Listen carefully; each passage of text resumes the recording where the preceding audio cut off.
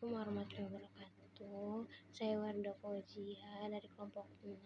Materi kedua ingin melanjutkan materi yang C, masyarakat dan media sebagai sumber dan materi IPS. Ilmu pengetahuan sosial adalah bidang pengetahuan yang digali dari kehidupan praktis sehari-hari di masyarakat. Oleh karena itu, pengajaran siswa yang merupakan masyarakat sebagai sumber dan objeknya merupakan suatu bidang pengetahuan yang tidak berpijak pada suatu kenyataan. Pengajaran IPS bukan hanya sekedar penyajian materi-materi yang akan memenuhi ingatan para siswa, melainkan lebih jauh kebutuhannya sendiri yang sesuai dengan kebutuhan dan tuntunan masyarakat.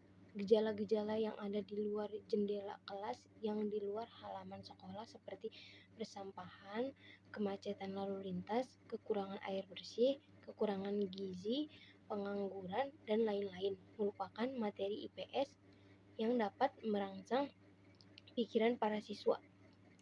Melalui proses seperti yang dikemukakan di atas, guru dan siswa telah berhasil memberikan fungsi yang praktis kepada masyarakat sebagai sumber dan materi IPS. Selanjutnya, masyarakat itu selain menjadi sumber dan materi IPS juga menjadi laboratoriumnya.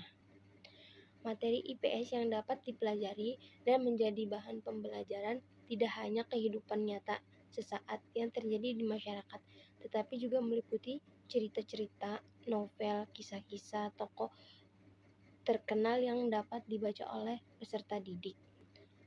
Dalam proses pembelajaran IPS, mengunjungi tempat-tempat bersejarah, khususnya museum, dapat mengembangkan wawasan peserta didik terhadap peristiwa masa lampau. Selanjutnya, uraian berikut ini juga merupakan sumber-sumber materi yang bisa dimanfaatkan dalam pembelajaran IPS. A. Bahan cetak. Bahan cetak yang paling utama adalah buku teks. Buku teks sangat penting bila materi yang akan diajarkan berupa teori-teori atau konsep-konsep. Akan tapi contoh atau aplikasinya dapat diambilkan dari sumber lain, baik dari sesama media cetakan maupun sumber lain yang relevan. B.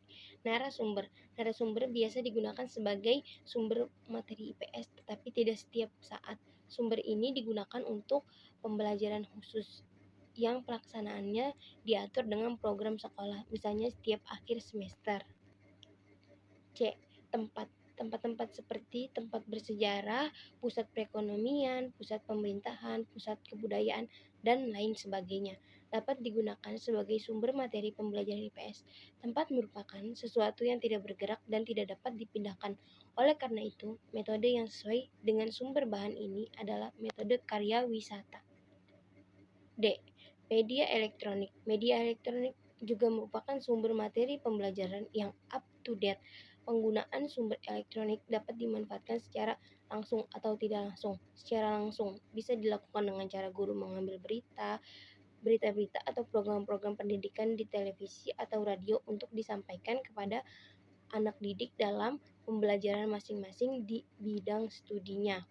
Siswa dan guru mendengarkan siaran radio atau menonton siaran televisi secara langsung, kemudian membahasnya di kelas. Sekian materi yang dapat saya sampaikan. Kurang lebihnya mohon maaf. Wassalamualaikum warahmatullahi wabarakatuh.